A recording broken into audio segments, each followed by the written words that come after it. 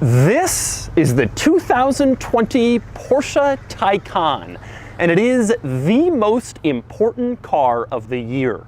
That's because it's the first electric car to generate as much hype and excitement as Tesla, which has dominated the electric car market for years.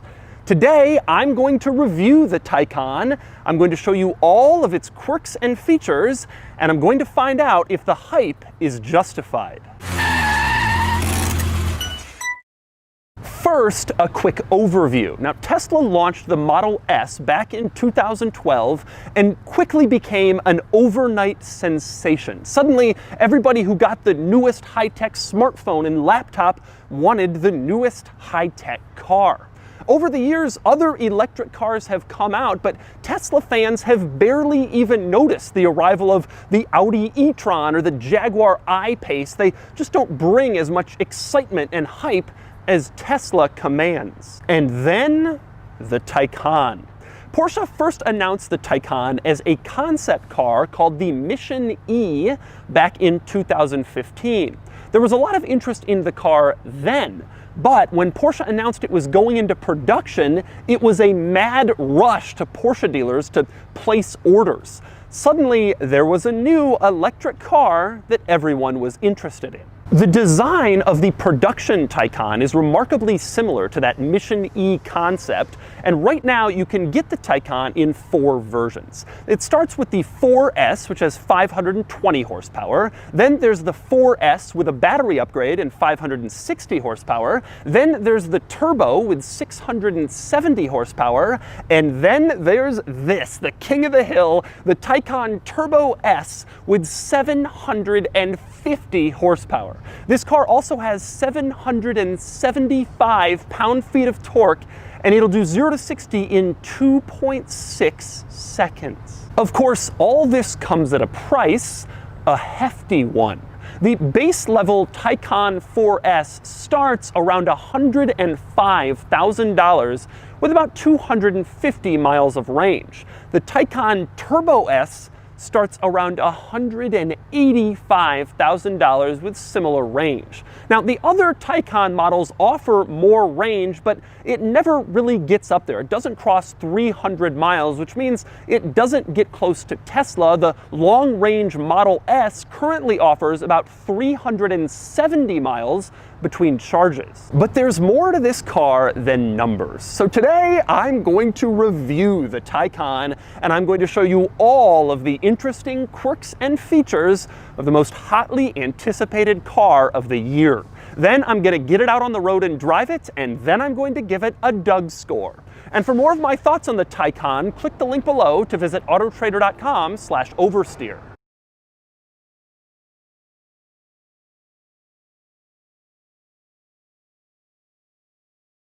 Alright, I'm going to start the quirks and features of the Taycan with simply getting inside. Now, when you walk up to the car, you can see the door handles are kind of pushed in flat against the door, so you can't really get your hand in there and open them up.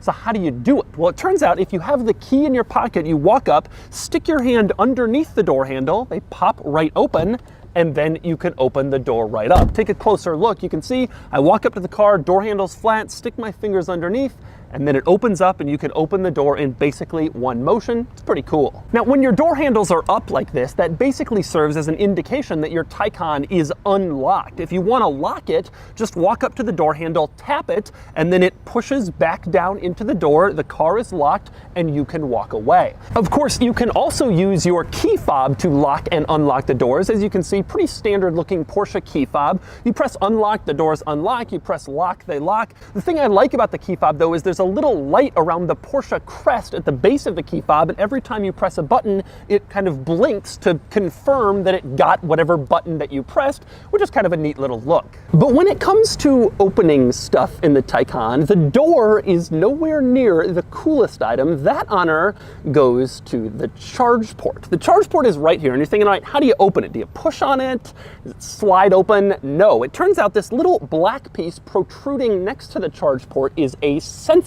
You slide your hand underneath the sensor, and the charge port pops open and goes into the fender instead of just swinging open and looking ugly like a fuel door or the charge port in most cars. You want the charge port to close? Same process the other direction. Just slide your fingers back under the little black sensor and the charge port door closes right up. This operation is by far the slickest of any charge port door I've seen in any electric car. And next up, moving on to the interior of the Taycan, there is a lot here, so I'm going to walk you through all of the interesting quirks and features. Now, when you get into this car, if you want to start it, just like all Porsches, you can do that to the left of the steering wheel. Porsche has some racing history around putting the starter to the left of the wheel, and that continues into the futuristic electric car age. In this car, though, it's a button, like an on-off computer button. That's how you start this thing. We're certainly in a brave new world compared to an old school key you turn at the start of the Le Mans car race. But maybe the more interesting item in terms of getting in the car and driving off is the gear lever, which is to the right of the steering wheel. You can see it's this very tiny little lever that you can use to move between reverse, neutral, and drive. You go up for reverse, down for drive. Neutral is in the middle, and then park is a button off to the side. Now, I recently reviewed the new Porsche 911. It has this very same weird tiny gear lever, but it's mounted in the middle. In this car, it's over to the right of the steering wheel near the windshield wiper stalk. Very unusual, but this is a futuristic, different kind of Porsche. So you might be thinking, okay, they've moved the gear lever up there. What was so important that they wanted to stick in the middle of this interior? And the answer is cup holders. You have one cup holder in the center, and then you have a second cup holder that's kind of off to the right, and that's what you have in the middle. You also have a little center console storage area. You press this button on the driver's side, it pops open, and then you can put stuff in there. There's also a wireless charging pad in there. Pretty simple stuff. That's the center of the Taycan. Now, the other item you have in the center of this car, far more important than the cup holders in the storage area, is this center screen. This screen has some of your more basic, more frequently used vehicle commands. You can see at the top, you have your climate controls. You can adjust the temperature, the fan speed, the heated and cooled seats. Unfortunately, this screen is not just a simple little touch like Tesla and other automakers. You have to tap it pretty hard and kind of get feedback from the screen. It moves down as you press it, and that's how you know you've tapped something. Not exactly my favorite type of screen, but it's what they went with here. Now, to me, the bottom half of this screen is more interesting than the top half, even though it might look kind of blank. To start, you have a little button over to the side that has a battery and a car on it. If you press the battery part of that button, it tells you what percentage charge you're at and your current range, so you can always know by tapping that little button. If you press the car side of that button, a little car graphic pops up, and then you can use it to start opening stuff. If you press over here, for instance, you can open up the AC charger. There is an AC-DC charger over on the other side. You press that and it pops open the same way as the one I just showed you. You can also use this screen to open the front trunk. Press this little button and the front trunk will pop open. Then you can go around and put stuff in it. And you can use this screen to open up the rear trunk. You press the button and the rear trunk will pop open automatically. It's power operated. The cool thing here is you can also use this screen to close the rear trunk. You press this button on the screen and then the rear trunk will automatically close just like it opened, so you don't have to get out of the car to do that stuff. Same deal with the charge doors. They will also open and close on this screen, so the screen can be used to open and close stuff. Now, I will say there is one massive mistake in this screen, and that would be the volume situation. Several other automakers have learned, but Porsche apparently hasn't yet. The volume control in this car is on the touchscreen. You have to tap, tap, tap, tap, tap, tap, tap to increase the volume, tap, tap, tap, tap, tap to decrease instead of a simple knob. This is a mistake. It should always just be a knob, and there is one on the steering wheel, but if the passenger wants to change the volume, they have to start tapping. Bad design, and I hope they change that. Now, next up with this center screen, you might be wondering, what is all the rest of this space for? There's so much empty space in this thing. What do you do with it? The answer is you can use it to control the upper screen. Take a look. As I move my finger, you can see exactly how I'm moving, translating to the upper screen. So if you do not want to lift your hand all the way to the upper screen, then you can simply control it using the lower screen. This is, I think, a first. You have a screen screen that controls a screen, and these two screens are only about 8 inches away from each other. It seems ridiculously redundant, but it's there as a supplementary control to the upper screen. And just to be clear, I say it's a supplementary control because, again, the upper screen is a touchscreen. You could just go up there and touch stuff, or you could control it using your lower screen. Really unusual, but that's what they've done. And one other interesting item on that lower screen, in the bottom left of the screen, you have the camera button. If you press that, it pulls up the camera system in this car, and one of the options is a 360-degree exterior camera. So it basically shows your car, and then it shows everything happening around it, like there's some sort of camera helicopter hovering around your car. It's a really, really good system. You can see it from various different angles, and I really like it. I will say this system is not quite as good as some rivals. You can see there's some duplicating of the image, which leads to you not quite being sure exactly if you're about to hit something. BMW does it a little better, but still, this is a great feature, and I'm glad Porsche has included it. And next up, we move on to that center screen, which has far more controls than that lower screen. If you go to the home menu on the center screen, you see the typical stuff: navigation, media, settings, basically what you would have in a regular Porsche infotainment system. But there are quite a few unusual and new items in here, and I'm gonna start with the climate vents. Now, if you look at the climate vents in the middle, you can see you can't adjust them, and there's no way to stop airflow, which is kind of strange, but sometimes that happens with middle climate vents. But even over on the sides, there's nowhere to move them. You pull on them, you move around, there's nothing there that can move the vents. So how do you change the positioning and the airflow in the climate vents? Well, you go into the climate tab in the infotainment screen, and you can see there are a few options. You have diffused, focused, and individual. Diffused will kind of blow air throughout the cabin. Focused will move the climate vents and focus them on you, but my favorite is individual because you get to set the positioning of the climate vents using the center screen. You just kind of move around these little bubbles, and you can place the climate vents wherever you want, and then the vents will actually move to blow air to wherever you set them. I can feel the collective eye roll from people who just want a simple little lever on the vents themselves, but I guess this is how Porsche will be addressing climate vent adjustments in the future. It's also worth noting that you can adjust the airflow to the climate vents with this little bar that pops up over on the left. It's like a slider, and you can move it up or down for more or less airflow. Same deal over on the passenger side. You can choose between diffused, focused, and individual, and once again, you kind of move the bubbles around for individual, and you can position the climate vents exactly where you want. So no more simply moving the vents on the vent themselves. You gotta go into the screen. Now, next up, we move on to some interesting car settings. The first one that caught my eye was something called Electric Sport Sound, which you can turn on or off. What does that do? I'm not really sure. I'm gonna try it out when I drive, and I'll see if I can tell the difference between sport and normal, whatever.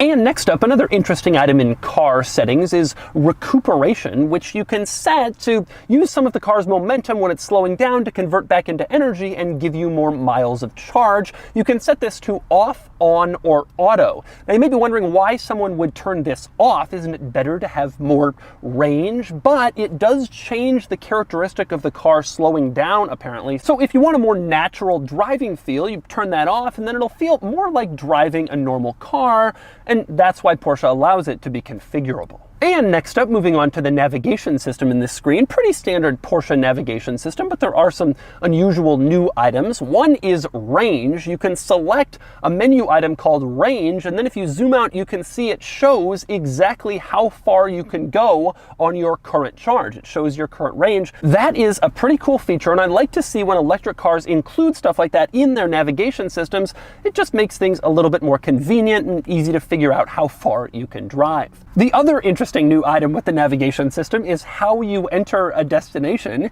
You go to search, which allows you to type in an address or city, whatever, and then you can actually hand write it using that empty spot on the lower screen. So you can write in whatever you want. The car will pick up your writing most of the time, and then it will pull up on the screen. You can select it, and that's your destination. Far easier than typing each individual letter out on a touchscreen. Writing it is always a better solution. And next up, we move on to the third screen, and that would be the gauge cluster screen, which is a very unusually shaped screen. It's shaped like a gauge cluster, not like a rectangle or a square like most other screens. The most interesting part of this gauge cluster screen to me, though, is it's partially a touch screen. You'll notice over to the left you have various different levels of lighting. You can tap them and it turns on the parking lights or the automatic lights or whatever you want to do. There's no physical light control over on the left like in most other cars. Same deal on the right side of this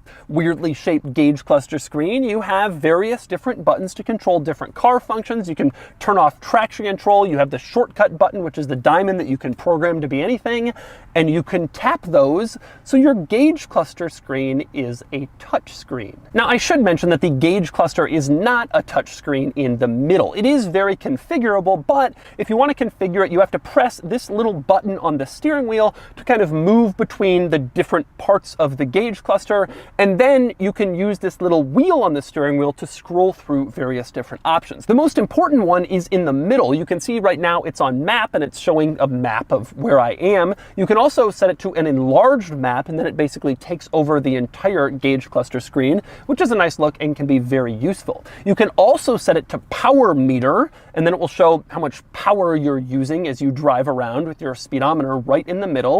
And you can set it to reduced. If all that stuff is just too complex for you, put on reduced, and you have a very simple gauge cluster screen, not all sorts of different items coming at you at once. But over to the left and right of that center part of the screen, you can configure various different items too. Once again, just use that steering wheel button to move to whichever part you want, and then you can kind of use the wheel to scroll through various different items, and it's all sorts of different car functions. You can look at your safety systems, your tire pressures, your trip odometer, your phone, your media that's currently playing, all sorts of different stuff. So you have a nice configurable gauge cluster that allows you to choose whatever you want to see, which is a good departure from fixed gauges where that's all you're looking at. And next up, another notable item is the gauge cluster graphic that appears when you turn off the Taycan. Check this out. You turn it off and it says Taycan and shows a silhouette of the car. Pretty standard, a lot of cars do that. But then the car silhouette turns and you kind of see the light bar from behind, and then the light bar slowly fades away, and then the car is off. A lot of cars now have startup and turn off graphics, but that is one of the coolest ones I've seen. And next up, we move on to the steering wheel, which is pretty much the same steering wheel you'll find in most other Porsche models, although notably it lacks paddles because this car lacks a traditional transmission. The one interesting item worth noting on the steering wheel is this little dial that comes off to the right. That's your drive mode adjuster dial. You can twist it, and then you can see in the gauge cluster your various drive modes appear, and you can kind of scroll through all of them and pick which one you want. A new one for this car is something called range, which I assume will do everything possible to maximize your range and efficiency and allow you to travel as far as possible on one single charge. And finally, I want to talk about interior quality, which is fantastic. Everything feels absolutely wonderful, stitched well, put together well, top-notch materials all over this interior, far eclipsing what you get in Tesla. This is a really good luxury car interior. With that said, I'm a little disappointed about one aspect, and that would be this little plastic panel on this pillar next to the door panel. You can see the door panel is beautiful, different colors, stitching, carbon fiber, and then it runs into this plastic panel and it just doesn't look anywhere near as good. For $185,000, you would think that panel would be finished in something other than what looks like cheap plastic. And next up, we move on to the back seat of the Taycan, and the first thing you notice back here is that it's sporty. There's no three-person bench seat back here. Instead, you have two individual bucket seats, and they are quite heavily bolstered. I guess the theory here is you can take your whole family on the track, and they won't slosh around in their seats. It is worth noting that optional in this car is a three-person rear bench. So you can have a five-seater car, or You can have a 4-seater like this one if you don't plan to take 5 people very often. Now, aside from the bucket seats, the first thing you notice when you get back here is the roof, which is a massive glass panel. This piece doesn't open, it's fixed in place, and there's no cover for it, although it's tinted, so not much sunlight gets through, but still it is a huge piece of glass, and it really makes the rear feel very open. Now, this piece covers the front seats too, but you don't quite notice it as much in front, but back here, it feels like you're in some sort of tour bus or glass bottom boat, except it's on the top. And speaking of windows, another item worth noting back here, due to this car's design, the rear windows don't open very far. You roll down the windows and this is as far as they open. Contrary to popular myth, this is not a safety thing to keep your kids from climbing out. It's based on the design of the back door, and in this case, the window just can't go very far into the door. With that said, there is some good news for rear seat passengers. There are a few nice features back here. For example, you have heated seats in back.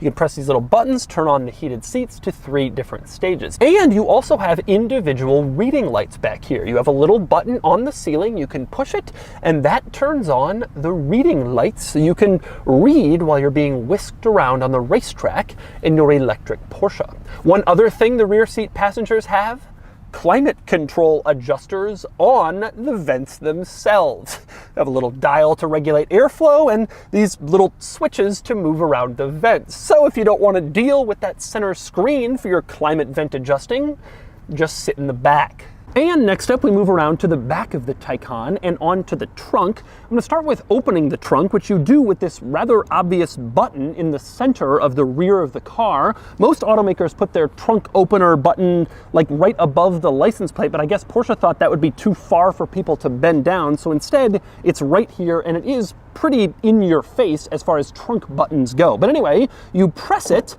and then the trunk pops open, revealing a rather small trunk. This is not a hatchback like the Panamera, where the rear cargo area is open to the cabin. Instead, this car has a true trunk or boot, if you want to call it that, like a traditional sedan, and it isn't really all that huge. Although it's worth noting that you can pull on this little loop, and then there's a little bit more storage under here in case you have tiny items you want to keep out of the rest of the trunk.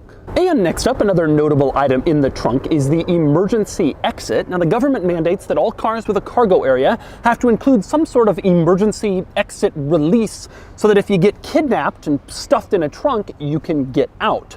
Most cars have like an ugly little lever that hangs down, but this car has a nice little button that says exit in a very calm way. Porsche even does the emergency exit trunk release nicer than other automakers. And next up, moving on to the back of the Taycan, where there are a couple more noteworthy items, one of which is right above the license plate. You can see you have your rear camera. That's not interesting. In fact, it's mandated, but right next to the camera, there's this little thing that sticks out. So what exactly is that? That's a washer. And if the camera gets dirty, you can go into the infotainment system, into the camera, press this little washer-looking button, and then it actually washes the camera. So you don't have to get out and wash the camera yourself. The car will do that for you, which is a pretty nice little quirk. Now, another interesting washing-related item with the Taycan comes with the rear spoiler. In other Porsche models, you can drive around with the rear spoiler up so people stare at you. Not so in the Taycan. There's a spoiler right here, and it will automatically go up at certain speeds, but you can only manually put it up to wash the car. There's a little item in the infotainment system that allows you to put the spoiler in cleaning mode. It only goes up this far, so you can basically get a rag underneath it and clean the area. That's it. You can't actually drive with the spoiler up, so you can't have people staring at you in your cool Porsche with the spoiler. And next up, another cool item on the back of this car. All Porsche models have light bars now. That's not particularly noteworthy. What's neat is right below that, the Porsche script is in what looks like a circuit. You can see all these little lines kind of going between each letter, and it looks sort of futuristic and special and high-tech, and I really like that they bothered to do that. It gives the car just a slightly more interesting look. Now, the last thing I want to discuss back here is this car's name, because it's caused quite a bit of controversy. I'm going to start with Taycan. And yes, that is how you say it, Taycan and not Taycan, which is odd because It looks like it would be pronounced Taycan, but Porsche assures me that it isn't. It's also strange because they have a car called the Macan, which isn't related to this. So you have Macan and Taycan, not Taycan, two separate Porsche models. I find that to be weird. But I also want to talk about the other name on the back of this car, and that would be Turbo S. When Porsche announced that they would be using Turbo and Turbo S for the highest performance versions of this car, people flipped out. The internet absolutely lost it. How can they call it the Turbo? It doesn't even have a gas engine or a turbo. It's sacrilege. People, how can you take car names this literally? Looking around this parking lot, do you think the Chevy Trailblazer is out there blazing trails?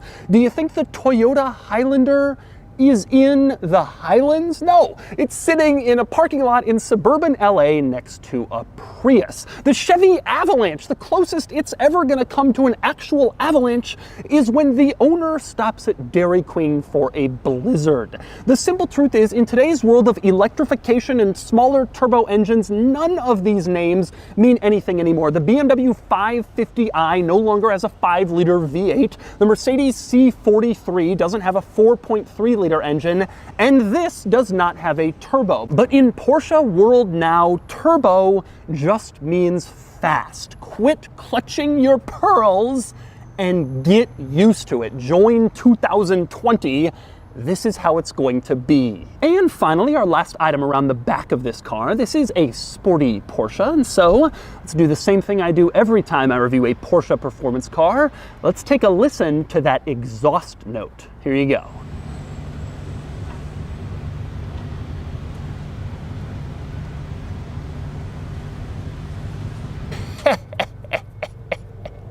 Anyway, next I want to move on to the front trunk, and there are two ways to open the front trunk. One I showed you earlier, you can use the screen, or you can just press a little button on the key fob.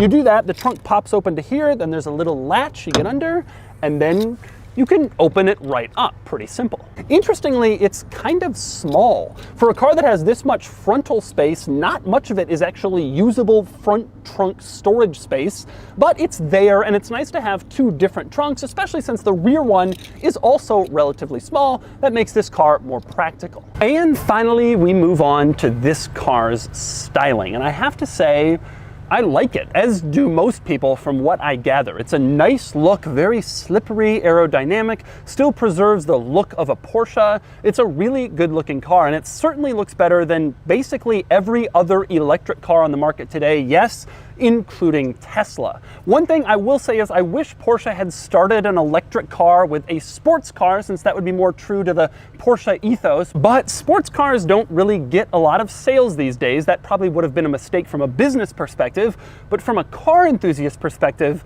I think it would have been cool. One other item worth noting on the outside of this car is these wheels. Porsche calls these the Mission E wheels because they're supposed to mimic the ones that were on the original Mission E concept, and frankly, I have to say, they did a pretty good job. Here's the Mission E concept. You can see how it looks, and then how this car looks also. Obviously, it's surprising when an automaker gets that close from a concept car to reality, but they've done it here. And so if you liked the Mission E when it came out as a concept car and got a lot of attention, then almost undoubtedly you will also like the Taycan. And so those are the quirks and features of the 2020 Porsche Taycan Turbo S.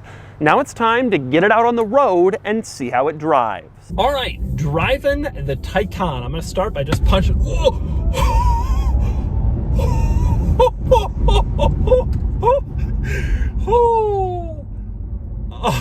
Oh, wow. I have to say, flooring it, after it gets going, it feels about like a really fast gas car. But that first burst, that's about the craziest flooring it I've ever felt. You're hanging on for dear life. Oh my God, it's so fast. Wow. Wow. Oh my God, that's crazy. I can't believe I've just experienced that. One of the first things that I notice when I drive this car is the quality difference between Tesla and Porsche. You know, I have to say, one thing I was very surprised about was when Porsche came out with the pricing for this car. It was another thing, the internet lost its mind. How is it so expensive? You know, Tesla Model S is this much cheaper. First off, Porsche has never been cheaper than anything. I mean, if you look at 911, if you look at Cayenne, X3 versus Macan, Porsche's always more expensive. The theory is it's because Porsche is better. It doesn't take much to get better than Tesla's interior quality. Tesla provides an excellent vehicle in terms of value. They're able to pack an enormous amount of range and tech into a car that's not that expensive compared to its rivals. What Tesla doesn't offer is the ability to do track lap after track lap without overheating, the ability to have a really, really top quality upscale interior. And so the result of that is that, yeah, this car is more expensive. The theory, though, is that it's also better. And just in a second of getting in here and looking around, you can tell the quality is an obvious improvement. I will say steering too is clearly really top notch. Teslas steer great. They have a really tight ratio. They steer real quick. But one thing that this car does that like the Model 3 Performance I recently drove doesn't do all that well, incredibly planted and flat and stable, and you don't really feel much. When you're going around corners, this feels like a 911, like a sports car, to a degree that basically few other electric vehicles do. Oh my God, it's so fast. Oh, I can't believe how fast this car is. But I will say I've been driving for 4 minutes and I have gone through 20 miles of range. So as exciting as it is to just drop the throttle and go, I truly wonder, maybe you can get an hour of driving like that. That's not the intended efficiency mode, if that's what you want to do. Yeah, the steering is just fantastic. The car, because it's so low and so wide, set perfectly for cornering. It's not just that the steering is good, the car also handles tremendously well. Mid-corner, coming out of the corners, it feels like a Porsche sports car. It feels like a 911. To me, it feels quicker and sportier than the Panamera. Which I think I've always felt feels like a bigger kind of boat type car. This doesn't feel like that. And now I want to try the electric sport sound. Oh, there. I hope you can hear that on the camera. There's like a futuristic type sound.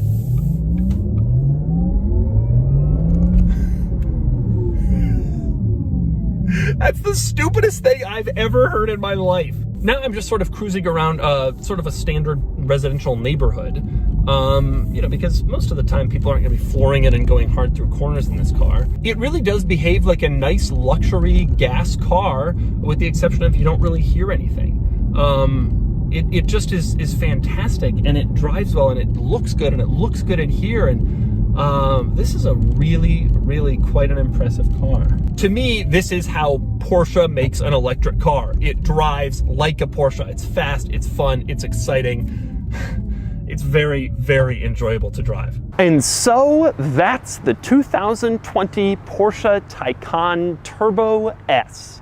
This is a fantastic car, but Porsche is playing catch up. They don't have the charging infrastructure that Tesla does. They don't have the range that Tesla does. And this car is vastly more expensive than Tesla's vehicles. But this car is much higher quality than a Tesla. The performance is insane. The brand name is fantastic. And this is the first car that has really equaled Tesla in hype.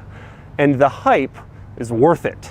Anyway, now it's time to give the Taycan Turbo S a Doug score. Starting with the weekend categories and styling, the Taycan Turbo S is nice looking, though a bit controversial and not exactly classically beautiful, and it gets a 7 out of 10.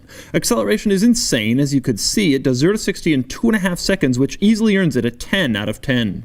Handling is sharp, though not quite as sharp as my very favorite four-door cars, and it gets a 6 out of 10. Fun factor is huge given the acceleration and the handling, and it gets an 8 out of 10. Cool factor is huge right now, and it easily earns an 8 out of 10 for a total weekend score of 39 out of 50.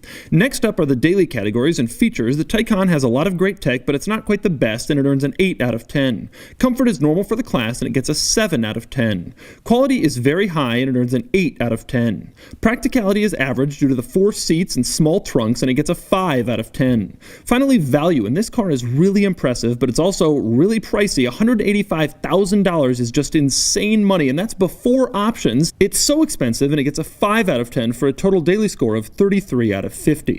Added up, and the Doug score is 72 out of 100, which places it here against other high-performance sedans and electric vehicles. Amazingly, the Taycan Turbo S ties the car I think is its closest competitor. The Mercedes-AMG GT sedan both get 72, but the AMG GT does better in daily categories thanks to better tech and more reasonable pricing, while the Taycan does better in weekend scores. Overall, the Taycan is really impressive, but it's also really expensive.